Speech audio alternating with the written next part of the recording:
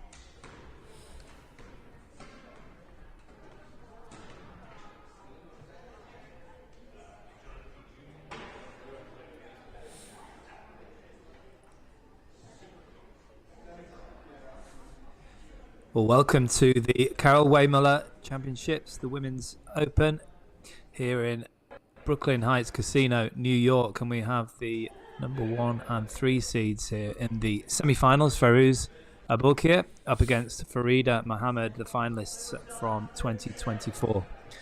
Well, I'm Simon Park, and joining me for all of these matches, the 3 matches to come, including tomorrow's final, is Nicole Bunyan. How you doing, Nicole? Good evening, Parky. I'm doing well, thanks. Good to hear. Good training session earlier. Did my best. Yeah, looking forward to this matchup here between Fayrouz and Farida. It's going to be an intense one, that's for sure, with a lot of fist pumps and with a lot of screams, I think. They both really wear their emotions on their sleeve. Very, very true.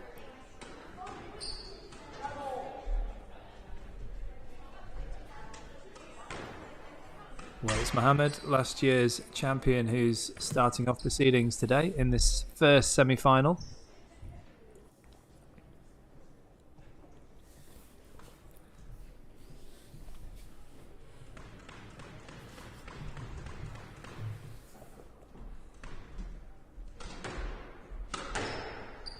And here we go. That last match last year was actually a 3-1 win for Mohamed.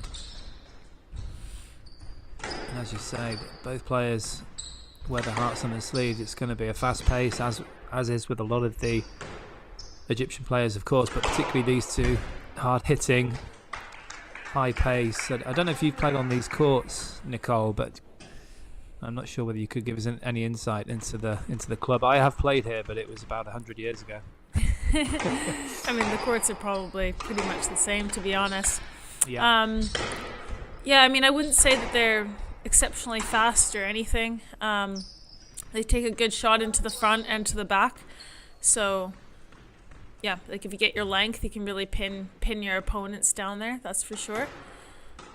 From what I remember of these two playing last year, it was pretty intense. But I think what's interesting is that Fayrouz is now the higher ranked player between the two. Last year it was reversed, and I believe Mohamed was higher ranked, but now Fayrouz Aboelkheir, she's had some really good form over the past season, and she's risen. She's knocking on the door of the top 10 now.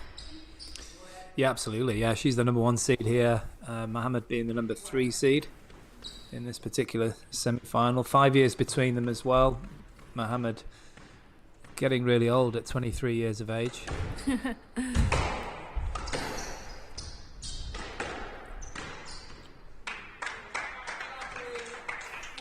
That's a good start for the younger number 1 seed here.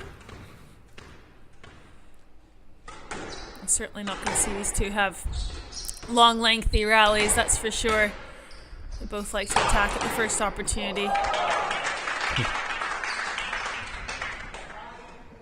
Yeah, taking no prisoners here at all. Aboelkheir, the number 1 seed, the 18-year-old.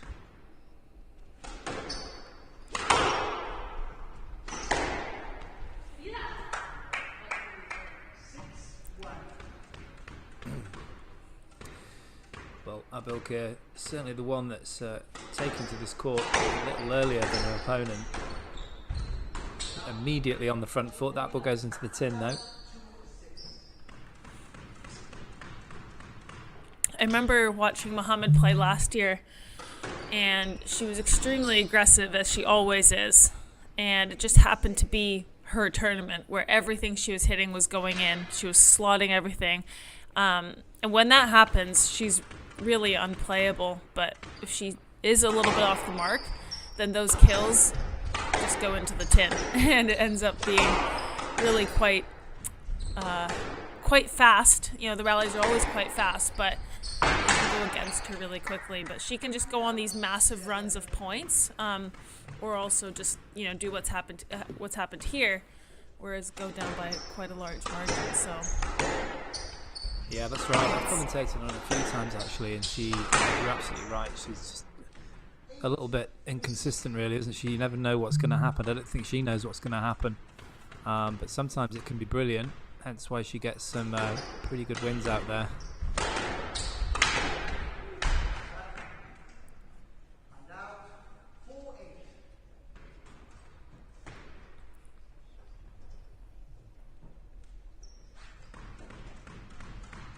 Would you say Aboelkheir is a little bit more consistent, even though she's 5 years younger, just a little bit more mature, perhaps, even though she's 18 on the court? Well, interestingly enough, yeah, I would say so. But she's actually made that change in the last 2 years, because a couple years ago, I remember watching Aboelkheir play, and she would go short at every opportunity. She really didn't structure rallies to the back very much, and she would. I mean, she obviously has the skills to play with. I mean, that just takes it on without nifty. two thoughts.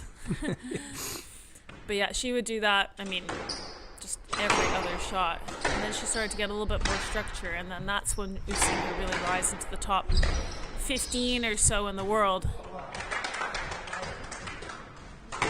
So yeah, it's funny actually that the younger player in some ways has a little bit more of the more mature, structured game, if you will. Well, she's already got 5 game balls here now. The number 1 seed, Aboelkheir, in very fast fashion here in New York, and not a lot of effort there for that ball. Drop shot going in for Mohamed. Not good to see. Hopefully she's fully fit. No injuries, illnesses.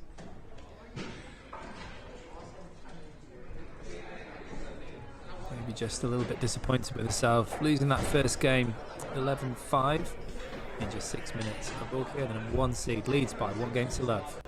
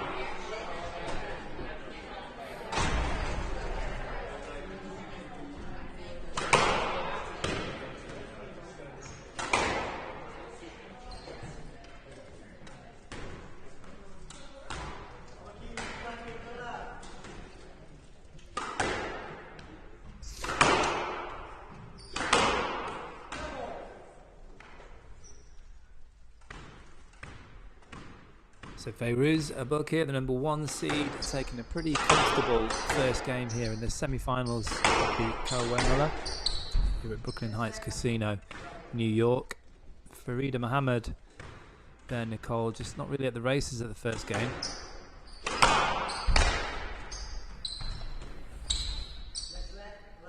No, if I was Aboelkheir, kind of did to Farida what Farida tends to do to other players, where she attacks right from the get-go, takes them by surprise, and she just feels like she's always hovering over your shoulder as well, which is a really uncomfortable feeling.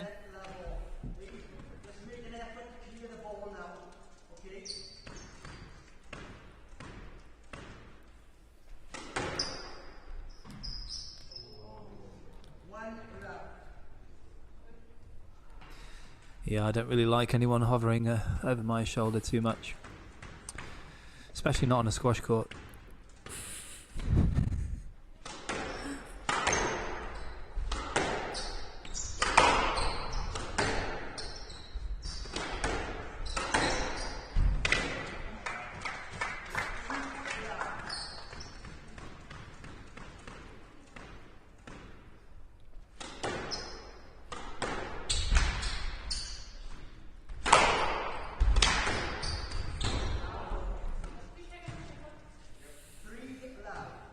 One thing that could be a factor here, Nicole, is that Mohamed had a tough 5-setter against Rachel Arnold, the number 5 seed from Malaysia. That was just under the hour on these courts, and she also had a 5-setter in the round before with Lee Kai-yi from Hong Kong, so she could be just a little bit weary in the legs. Yeah, absolutely, and in these tournaments you don't get a rest day, do you? So that's 2 back-to-back 5-gamers, and it might not even just be the physical, it might be also just the mental toll of having to come back through those, and being defending champion might feel a bit of pressure to perform. Farida Mohamed went to school here in New York, so maybe she's got some support, and can feel like a bit of a home tournament and you really want to perform. But so far this is not going her way. No, I mean it's looking pretty bad. I mean that's useful for Mohamed, just dropping in nicely into the back wall nick. Obviously very fortunate, but she'll be happy she's got the point on the board in this second.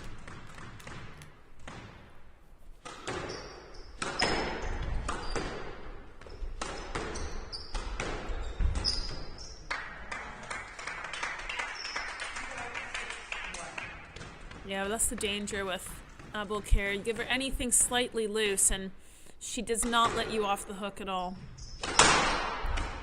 Counterattacks are ruthless, and then unfortunately this is the other side of the coin for Mohamed. When those are going in, it's like she's unplayable. I mean, like just that. like that on the return of serve. She doesn't shy away from it, even if she's hit the tin on the last one. Lives by the sword, dies by the sword. She certainly does, and that's a great phrase to describe Mohamed. Commentated on her, I think, in Malaysia and Houston and tournaments like that, where she's done pretty well. Got to later rounds, but she sometimes lets her temperament sort of get to her as well. But in this instance, she's not really getting too mad. I mean, she's getting beaten pretty well so far, but maybe she wasn't expecting too much today.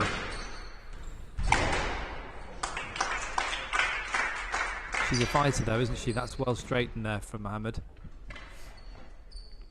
Yep, she's come back from 2-love down before and produced some pretty outrageous results, so I don't think she's gonna lie down. No. I think just because of the way that she plays though, because it is so kamikaze style, that I think that sometimes it might look like, okay, well, she just smoked a tin, so she doesn't care, but she definitely does. She's well up for every point. It just looks very random, doesn't it, the way she does it sometimes. Yeah, absolutely. She's when she's on it, she's a bit of a whirlwind.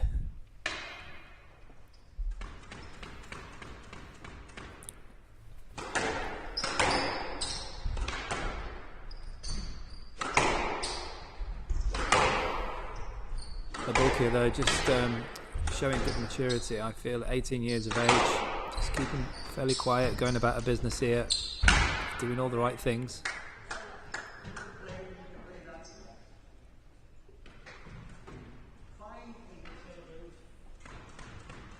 Yeah, even that one there, I thought there might have been a little bit of a block there, Parky, but Fayrouz not getting involved in that whatsoever, just getting on with things. Having to suffer the onslaught now that's coming from Mohamed. It will come.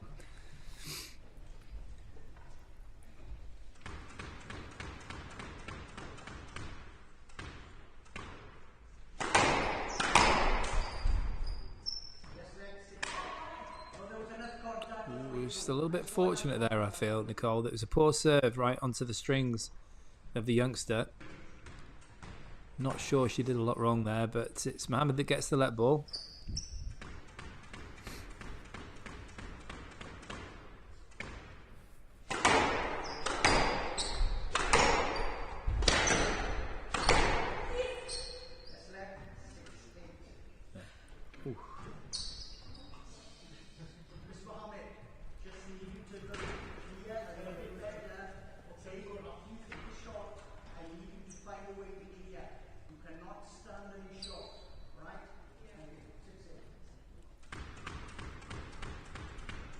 You can just hear Roy Gingell, the referee there, saying don't stand on the shot.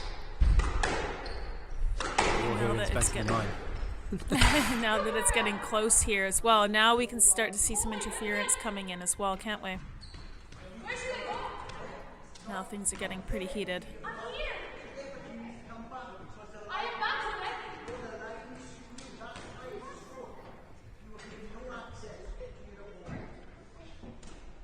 I think that's why Roy Gingell is involved here, Nicole, because we're expecting some feistiness.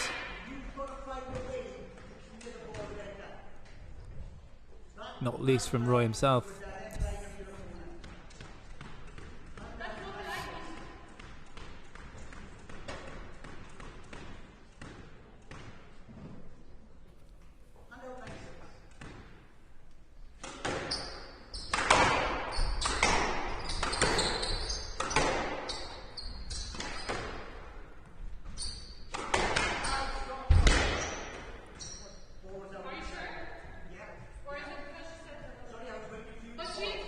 Aboelkheir pointed above the out of court line. She was convinced it was out. Roy Gingell just a little slow on that one, but eventually agreeing with the 18-year-old who has 4 game balls now to take a 2-love lead.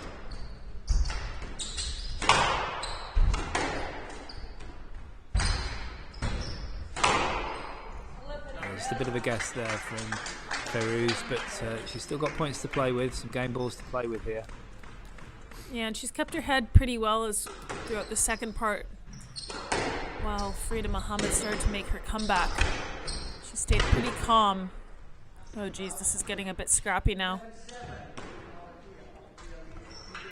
Sense that the blood of Farida Mohamed's, it's just starting to boil over now a bit, isn't it?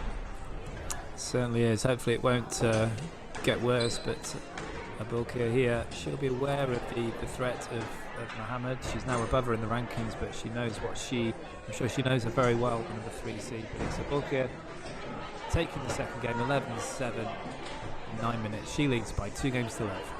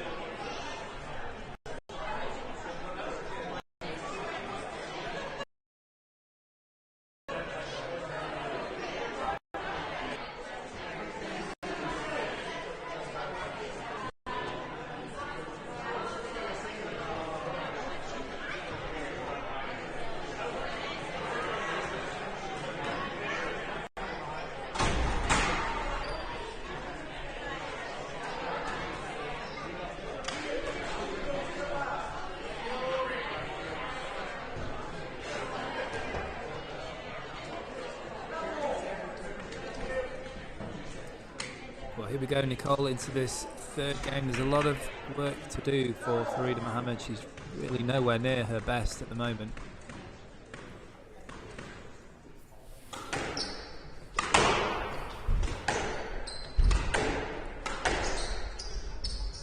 Aboelkheir, though, playing very well. She's continuing that form. She's sensing a really good win here. As you said, you can feel a little bit more pressure when you're number 1 seed in these kind of events, but going about her business impressively well here. Yeah, she's been very good, hasn't she? She hasn't been getting involved with any of the discussions. Seems to be keeping a pretty calm and collected body language. And she's just kind of going about her business and letting Mohamed unravel point by point. I don't know about you, but I'd almost like it playing against people who are known for their temperament a little bit, because not that I was whiter than white, but I felt if I could just remain less angry than my opponent, I'd usually be okay. Yeah, sometimes when you know someone has a temper that can kind of boil over, when you start to feel it and start to sense it, you know it actually gives you a bit of encouragement, doesn't it? Yeah, absolutely.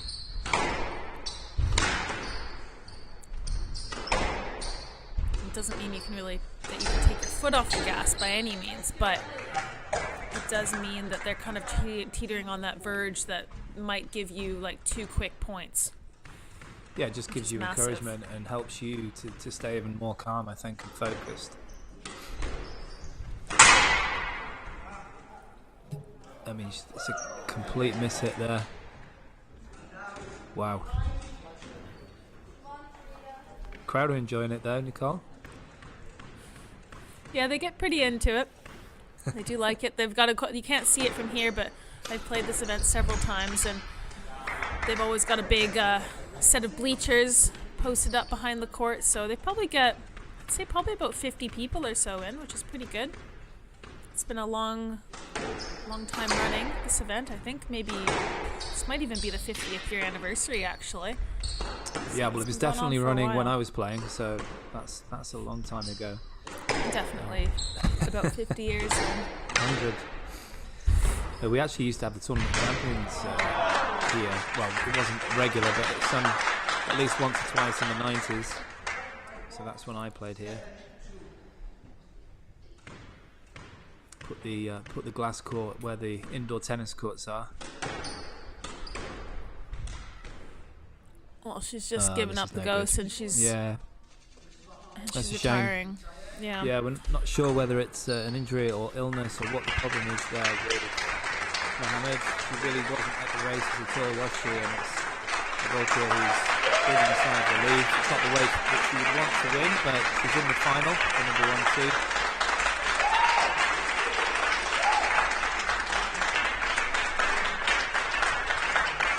So there you have the result. Fayrouz, Aboelkheir, the number 1 seed, coming through 11-5, 11-7. 8-2 in the third game, and then the retirement from Farida Mohamed.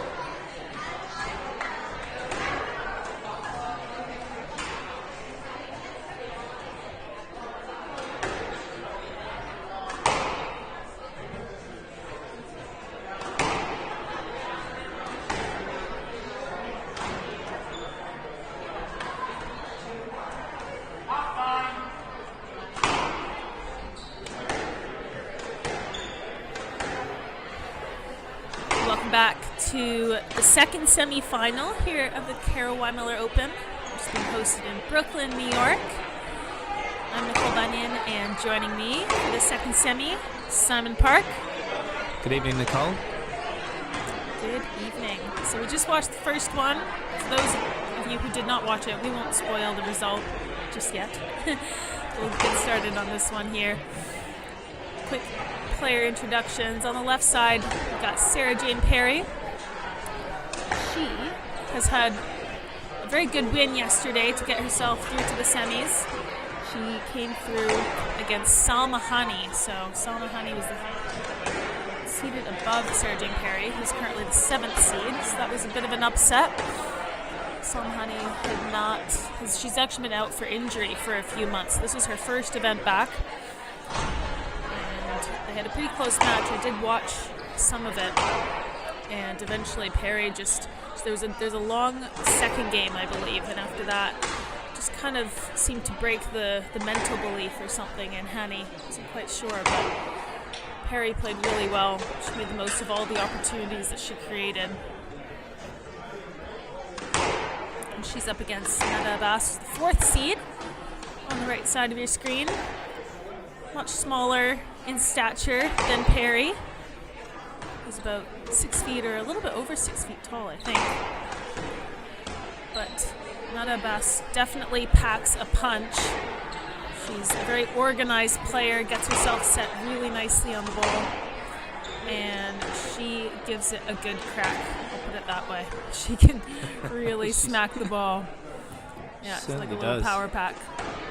Yeah, especially on that backhand side, it's I suppose similar to some of the other players like Gohar and punch, both sides, but particularly on that backhand, the timing is ridiculous, especially with Abbas, who's quite diminutive, should we say. Parky, do you think that, actually I've noticed this trend a little bit, do you think that the Egyptians tend to have better backhands than forehands? So you see that a few times. Like I would say Abbas favors her backhand, Orfi, Gohar, another player Kenzie Ayman, like she's got a really good backhand. I feel like that maybe they focus so much on that backhand side and tons of solo practice. The technique is very, very good for all of them at such a young age. Yeah, it does. I mean, it does sound that way with the names that you came up with there, and especially on the women's side. I have to think if that's true for the men as well. I'll have a little think and get back to you. But definitely with a lot of the women, yeah, that's for sure. And the power and the timing seems to be larger and greater on the backhand side.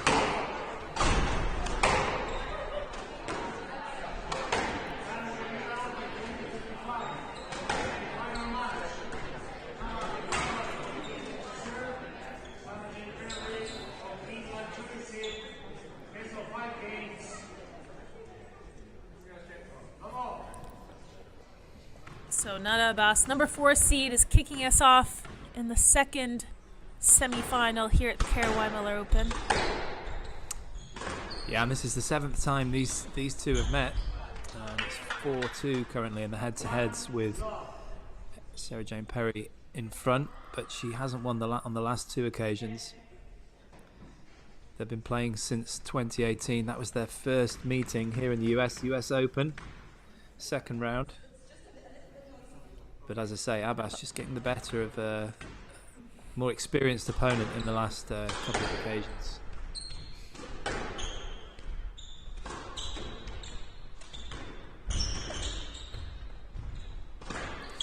No 5-setters or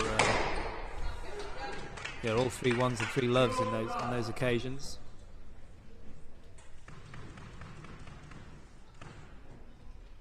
It's going to be an interesting contrast of styles here, I think, because Perry's going to look to hold, and she's going to look to kind of decrease the pace as well, and she's going to want to play this match on her terms.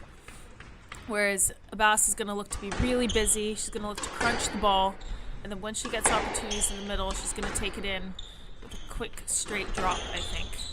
So it's really going to be an interesting battle in terms of who's allowed to play their game. Yeah, definitely. I think most players are a contrast to SJ, aren't they? But because she's so unique. But particularly Abbas, she's just their stature and everything about their games really is different. Both very effective, of course. Perry just showing a little bit of deception there that we're used to from her. Yeah, what's so impressive about Perry is that she doesn't waste any time trying to bring those out, does she? It's not like she's waiting for the second or the third game. We barely had 4 points on the board and she's already going for a fan backhand volley drop. Yeah, she's always been like that, and she would go for that on match ball as well. That's what's been great to see about her and watch and observe over the years. Sometimes it's been, a lot of the time it's been very effective, but sometimes it can be her downfall. But it's always good to watch, isn't it?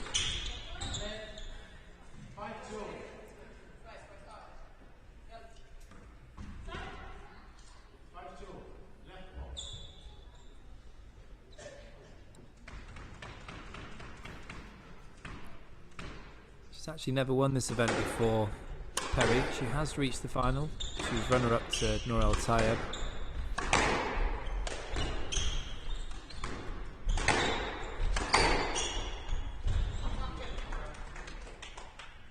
Yeah, I'm sure that she's played this a number of times as well. It's a bit of a crowd favorite, I'd say, the Carol Weymuller Open.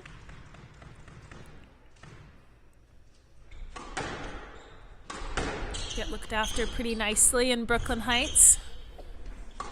Stay with billets, and it's a pretty nice little promenade. Oh, wow. Oh. Well, out of the 4 points that Perry has, 3 points or 4 points? Just 3. 2 of those have come from backhand fan volley drops. Well, you think Abbas would read it the second time.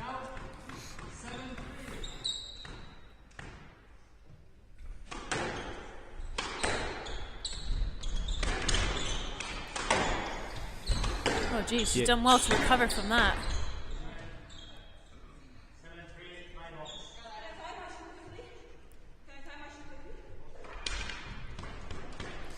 Yeah, you mentioned, Nicole, how popular this event is and how long running names like Sarah Fitzgerald and Nicole David have won this event before, and of course Nour Tayeb, who we just mentioned. Yeah, decent names to share a trophy with.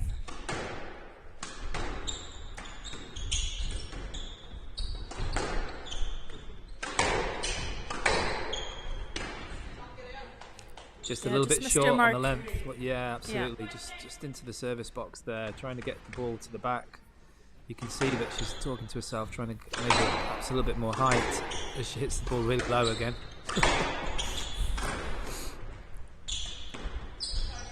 It's a great touch.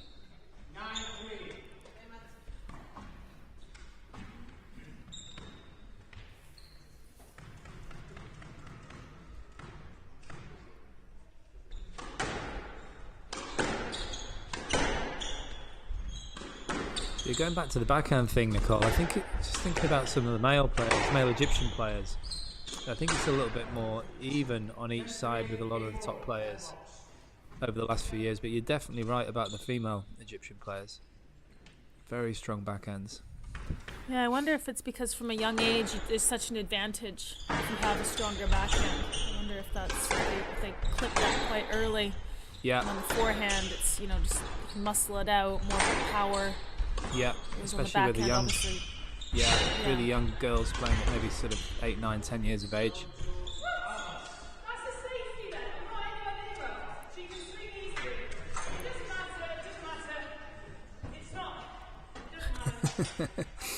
Well, SJ will certainly get a tuppence worth, and she's making the crowd laugh.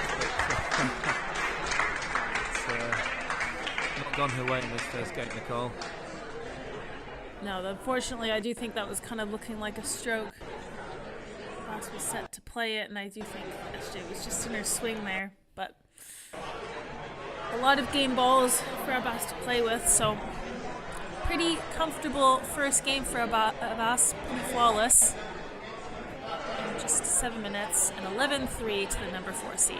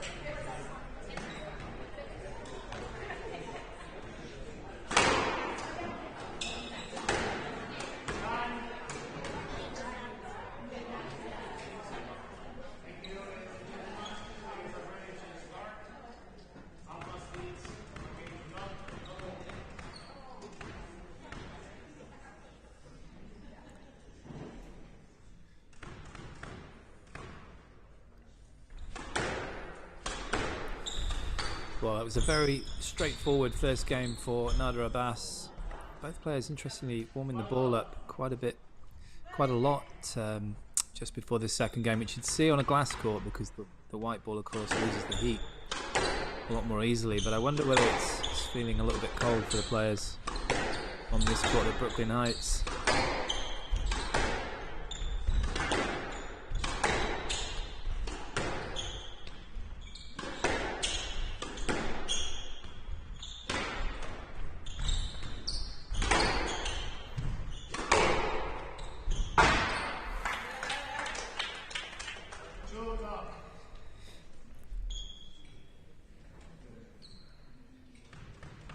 Abbas has looked pretty organized in her first couple of performances in this tournament.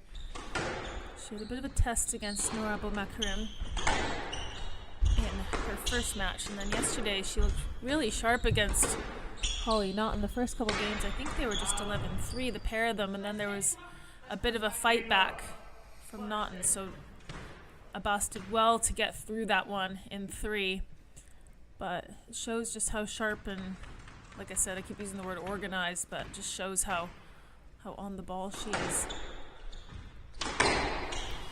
Well, I think it's a good word to use about players that are organised. I think it describes it well when players are looking confident, that their feet are right, they're getting in good positions, they're balanced. Which, I mean, that's a good error, as people sometimes say, a good miss, because it was the right shot, it was on. She only missed by millimetres there. The technique and the organisation there from Abbas was pretty good. Yeah, the feet, as you said. You can see the intent with the feet to get into the right... Oh gosh, just as I'm talking so about footwork. Oh, that's kind of the downfall of being a slider, isn't it? That if you completely lose your footing, then you can kind of go down with it. But in I wouldn't know. No, neither would I. Well, if I do slide, I just end up on the ground and I hyperextend my legs, so it doesn't help me whatsoever.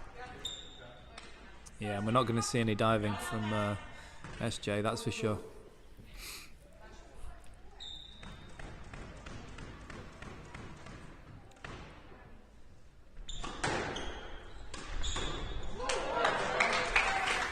Well, I was just about to ask you, Nicole, what, if you were in Perry's corner, what would you be saying to her? But I guess you'd be saying more of that.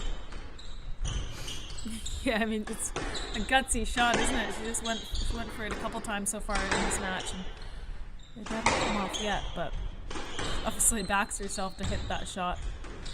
I mean, she's just got to find a way of getting Abbas out of her rhythm and out of her comfort zone. She loves to be busy around the middle here, Abbas. She wants to tee off on that backhand side especially.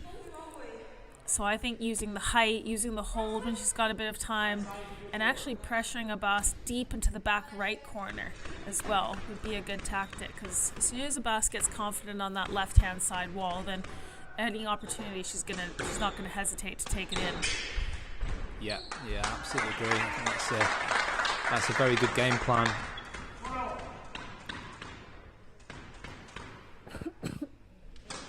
As we said, perhaps that's a good game plan against the likes of Orphy as well. These players, even Gohar, though of course it'll be a lot more difficult to execute.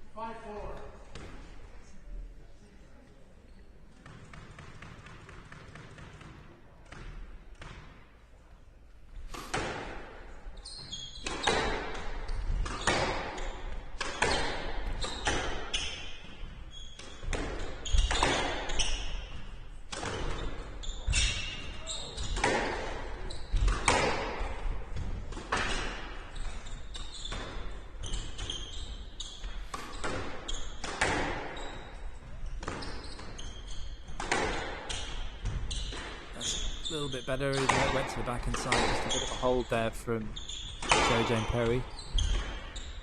She's under pressure now, though. Yeah, it's a better rally, though. Early, wasn't she? Yeah, it was. Definitely better rally. Yeah, a lot of damage being done to Abbas in that rally by Perry, just holding and crunching the ball to the back. But when she does that, sometimes she's putting this bit of slice on it as well, which doesn't give Abbas any pace to work with. So it's very clever.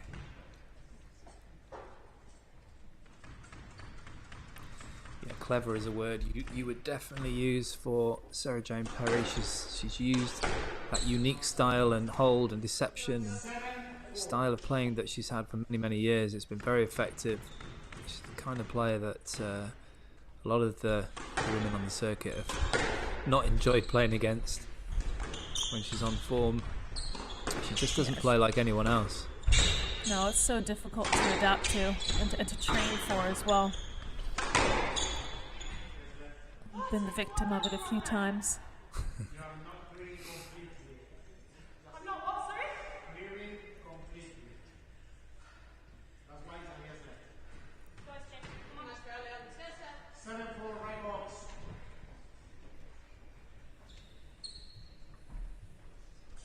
Abbas just needs to keep being tough to beat, really. She needs to make sure she's getting all of Perry's attacks back from the front. She can't let Perry kind of just have her way with the front court attacks.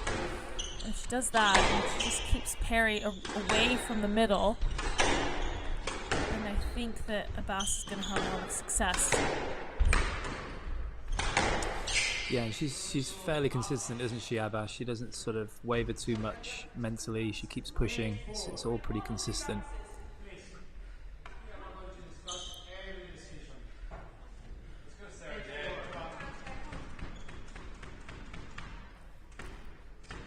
Well, it's kind of tough to tell from that angle, but that was given a stroke. So, oh dear, a little bit of a slip from Perry.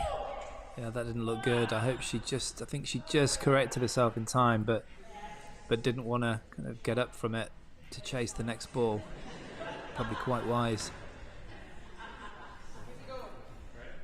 Ouch.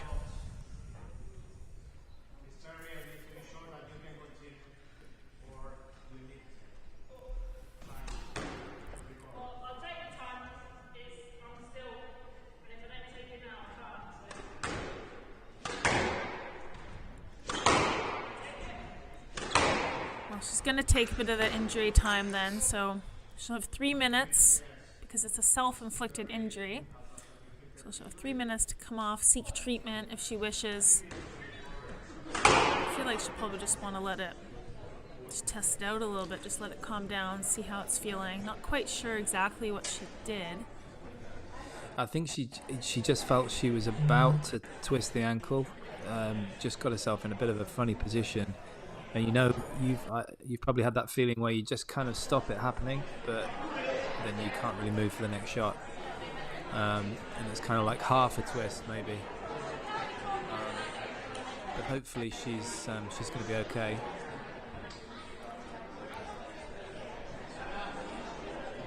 Yeah, something like that could just make you lose a little bit of confidence in your movement. I had a slip the other week when I was playing, and for me it tends to happen when I'm feeling kind of fatigued that day, not necessarily in the session, but let's say it's at the end of a hard week, and so my central nervous system is pretty fatigued, and so I'm a little slower reacting, and so I've got more momentum going into the shot, and I just can't slow myself down. And what happened in this particular instance is that I just completely, I went out for a lunge, I caught my heel, and I just slipped with it, and it just jammed my Achilles. And it's not great, obviously. I could have, if it was a match and I had to keep playing, I could have, but it's one of those where in training you're just saying, no, this is not worth it. So I do wonder, SJ's just back on court, so obviously not so bad that she can't continue. I do wonder, she might just be a little stiff tomorrow, maybe just a bit of lingering, maybe a little lingering pain tomorrow, depending on what exactly stretch there in that lunge. Yeah, I guess just a little bit of a walk around off the court just to see how it feels. But she looks okay in that mini knockup. We'll see in this next rally. I think will be quite apparent. Yeah, also sometimes just wise to have a little break in momentum as well, because Abbas has got the significant lead now. So if Perry can kind of use this break in momentum to her advantage, she can start to. Oh, there we go, right on cue. That's a response. What a surprise! Straight in with the flick. Aside from getting your serve right on the sidewall, how else do you anticipate that? Or just completely avoid her hitting it? I think the serve probably could have been a bit better, and you've got to be careful, and you've got to be. It's such an important shot, but particularly against Perry, who's maybe slightly injured, so she's going to want to run even less on the court than she normally does. Well, now look at this response, Parky. We just talked about the change in momentum, and that break has now given Perry the opportunity to rattle off 4 points in a row now, and now she's just within 1 point of Abbas. So, very smart decision from the Englishwoman. Yeah, it's definitely worked for Perry so far. And another winner there from Perry, this time into the back of the court with that cross-court forehand.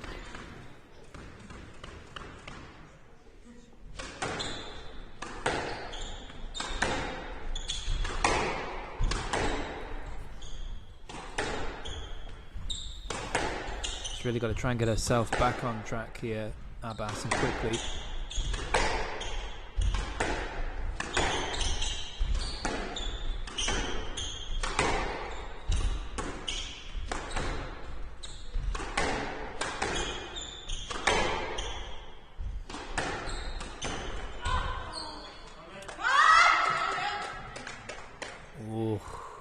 It was a good shot, wasn't it? It was a quick early volley. I'm not sure I would have given a let there, Nicole. It was a gutsy shot to play from Abbas, that's for sure. It's fortunate that it came off so well. That's her bread and butter. That gives her 1 game ball to survive this late comeback from Perry. There's the slide from Abbas. It's really clever. That is very clever. The ball was tight to the wall from Abbas. Perry just rolled her wrist over it and played a winning drop shot. So into the tie break.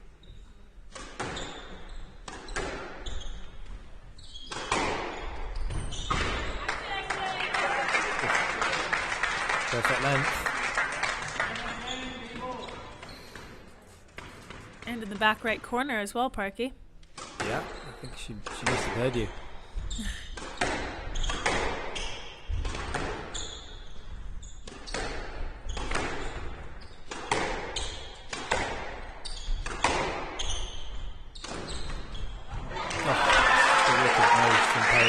Very typical from the English women. She's made a whole career at that kind of shot. Absolutely invisible. Abbas wasn't even able to get up there and give it one of her trademark slides. No, absolutely nowhere near that one. So 13 minutes of the second game, a lot closer and a much better performance from Perry. It was all down to that late stage comeback from the Englishwoman. And she's leveled up here at 1 game apiece.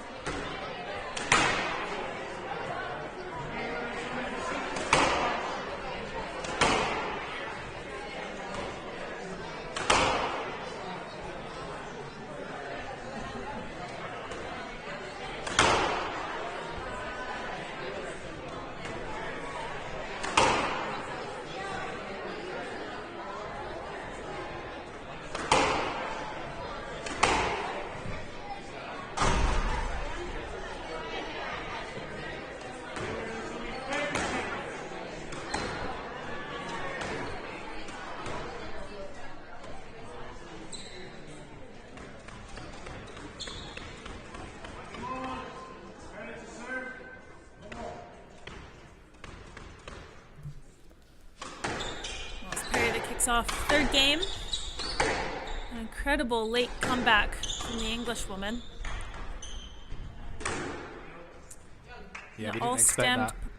No, and it all stemmed from that injury break as well, didn't it? We weren't quite sure how Perry was going to fare coming back, and she actually just ramped things right up and completely took Abbas by surprise. So now it's really on Abbas to have a big response here. Yeah, well, I'm sure that Perry didn't do it on purpose, but with you were talking about the rhythm of Abbas and the lack of rhythm that SJ gives you. It just really worked for her, that break. It wasn't even 3 minutes, but it just sort of messed with the concentration of Abbas slightly. That's good movement there. Speedy, impressive movement from Abbas. Yeah, and she's had some really good results so far, Abbas, this season. She actually made it through to, I believe it was the quarterfinals, through the late stages of the Diamond, the very first Diamond event, which was the Egyptian Open in Cairo earlier this year. So, and since then she's been a little bit up and down, but still she's been playing some really good squash. So you'd expect her to produce a big response here. It's not like she's not match hardened. Yeah, it was actually the semi-finals. It was the semis, wasn't it? Yeah, she lost to Gohar in the semis, but she beat SJ and then Siva Sangari, then Sana Ibrahim finally went down to Gohar. But yeah, I mean she's a really good player, isn't she? You were talking about the rhythm she has and the timing on that backhand. I think she can definitely go a little bit further in the rankings. Very dangerous player.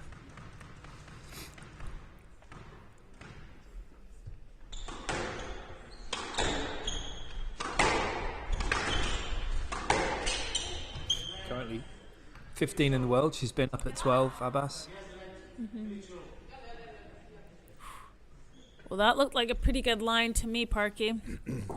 Set herself nicely on that backhand side, but perhaps a bit of fortune for Perry getting a let out of that one.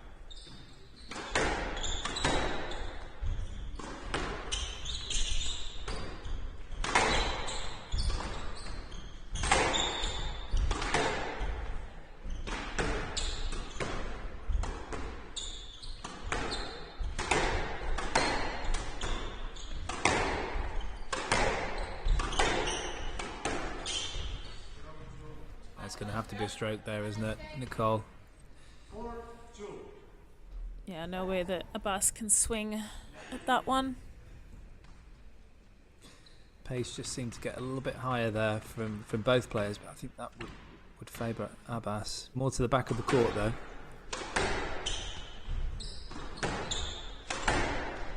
Yeah, you can see there's been a big injection in the pace from Abbas and with the body language as well.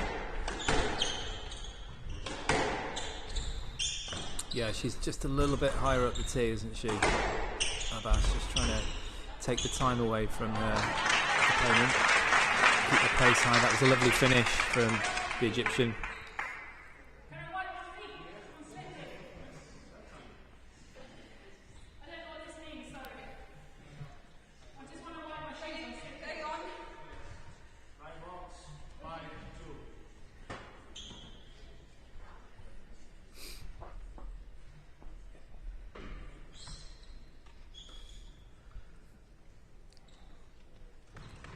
Looks like the players have brought their own Tupperware boxes for the towels in this match.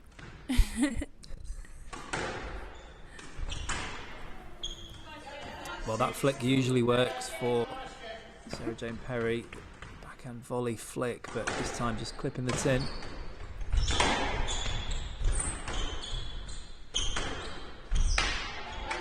And a flick there from Nader Abbas, giving Sarah Jane Perry a taste of her own medicine there.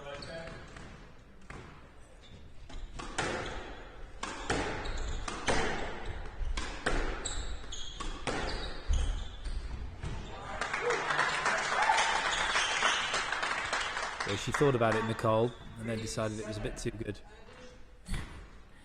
Yeah, it was a lot of space to. Oh, sorry, it was a big gap for her to have to close, wasn't it?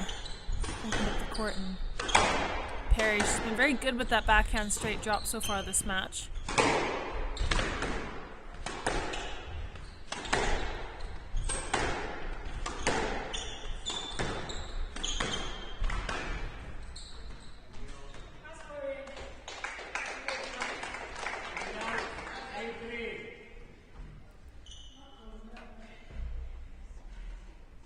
So Abbas steaming ahead. It's worth noting, though, that it was at this point in the second game where the injury break happened, and that's when Perry mounted her comeback. So Abbas, she's going to be very wary not to take her foot off the gas this time.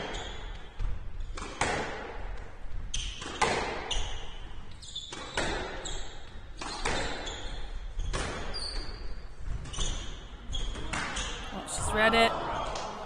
Unfortunately, yeah, Abbas just clocks herself in the head there. She knows she made the wrong decision with that trickle boast, but kind of got away with one there. Yeah, the better shot would have been the straight drop, wouldn't it, from Abbas? Obviously easy from here, but Abbas still with a 6-point cushion.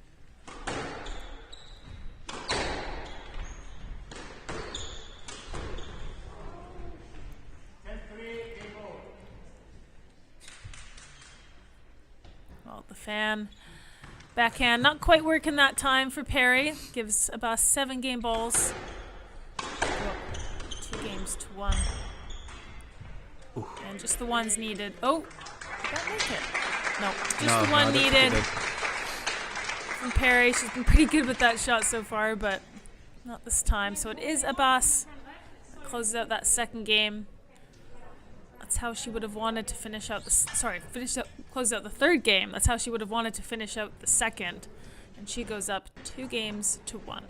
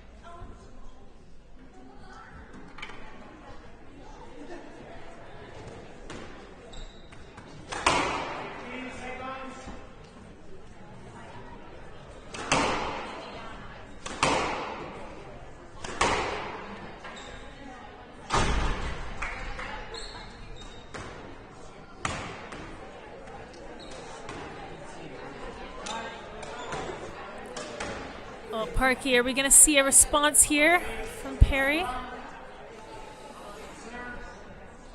Well, hopefully. I think for all the neutrals out there, particularly the English fans, but the neutrals would like to see this go all the way. Just a few less errors, I guess, from Perry, but we're talking similarly about Farida Mohamed, some of the sort of living by the sword and dying by the sword, and that's similar with Perry, but a completely different style of game. But well, when she's playing really well, obviously the winner count is pretty high. But it's difficult to do against somebody of the level of Abbas, who plays at such a high pace. Yeah, and Abbas has been pretty good with her own error count, hasn't she? Well, that's the commentator's curse well, right no, on cue. She has. I mean, that ball went into the tin, but you're definitely right on that one. And most importantly for her as well, she's not made errors at crucial moments either. It's very different hitting an error at 1 love or 2 love or something than 7 or 8 or in the business end of the game. Yeah, she's been very controlled. It's a lovely touch from the back of the court on the forehand side.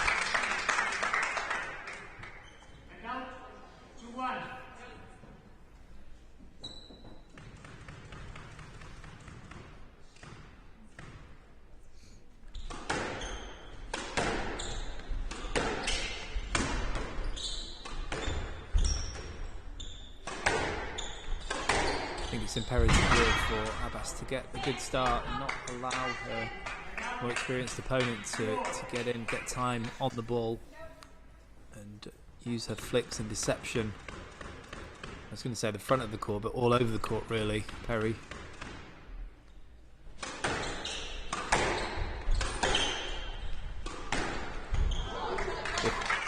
That disappeared, didn't it?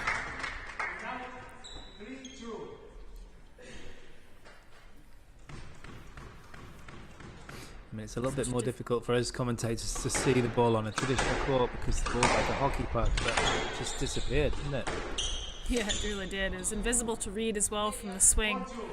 The swing looked like it was going to be a drive and go deep. She did a very, very good job to turn that into a kill.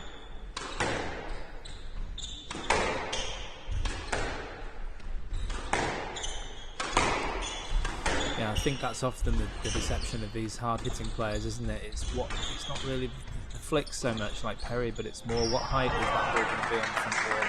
Is it going to go short? Is it going to go long? Yeah, and when you're used to the ball coming back deep as well, you're kind of on your heels, aren't you, a little bit? You're expecting the ball to come back, and then all of a sudden they rip in that kill, and you've got to go forwards, and the ball's already bounced twice even before you've been able to split step off the tee as well. Yeah, absolutely, and Abbas can really rip in her boast as well. She's got that other option with a pretty fast swing also.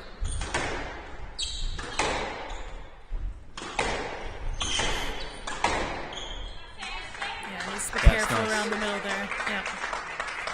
I was just thinking as Abbas reached across to take that ball on the rise, it was the right idea to be proactive, but if you cross court against Perry, it needs to be extra wide to get it past her wingspan. Certainly does, and that was extra short. I don't think many players in the world would have even seen that one. It just stopped dead at the front right.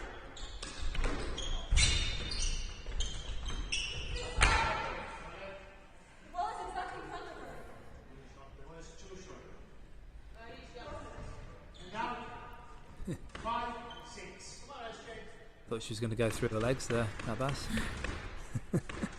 Just really noticed the height difference then when they were close together.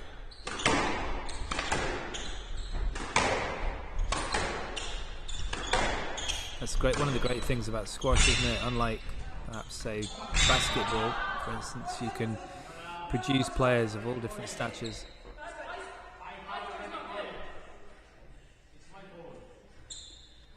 Well, a bit of controversy here, Nicole. Just deciding whether the ball was good or not, but with points gone with Perry. Yeah, Abbas was adamant that she got that. She was bouncing around like a little Energizer bunny. Yeah, just to your point, I mean, on that note about the different body types, it is quite interesting, isn't it? You can get, short players, tall players, medium-sized players, and then just within that as well, like some players are a little bit lankier, right? Others have, like maybe shorter legs and longer torsos, so some different advantages. Yeah, I mean, it usually brings up the different styles as well, doesn't it, of game. You can't, Saurav Ghosal, for instance, not going to play like James Willstrop, and these two aren't going to play like each other. It's just not going to work. It's fascinating to watch. Oh, that's nice. Nice kill.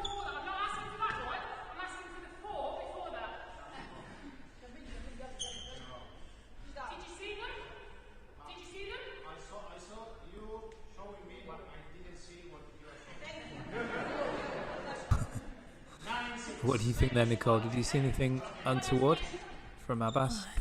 I mean, it's tough to tell. I'm just trying to think about the space that Abbas naturally takes up. She does really set herself quite strongly on the ball, and if you leave it in the middle, she's not going to let you through. Right? So I can see SJ's point, but unfortunately, you can't question a shot that you didn't, the movement of shot you didn't lose on, can you? No, so it's just kind of unraveling now. Yeah, if you keep the ball tight and wide, then you're not going to allow your opponent into that sort of situation. Easier said than done, of course. Yeah, but it's been a good spell now from Abbas. So 4 match balls to take her into the final tomorrow. She's kind of had to battle her way through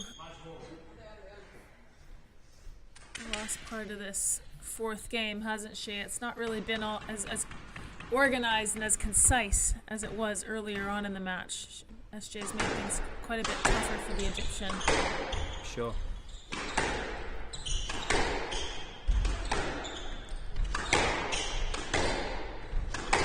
Just going to fight hard here, Perry. Just clipped.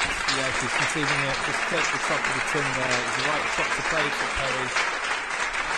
It's a big win there for Nadia Abbas, her 3rd in a row against Farida. Yeah, good performance from the number 4 seed. Comes through 3 games to 1.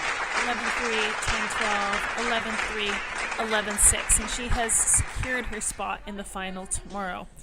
So we will be back for the final at 5 p.m. local time. So 5 p.m. Eastern Standard Time. So catch us again tomorrow.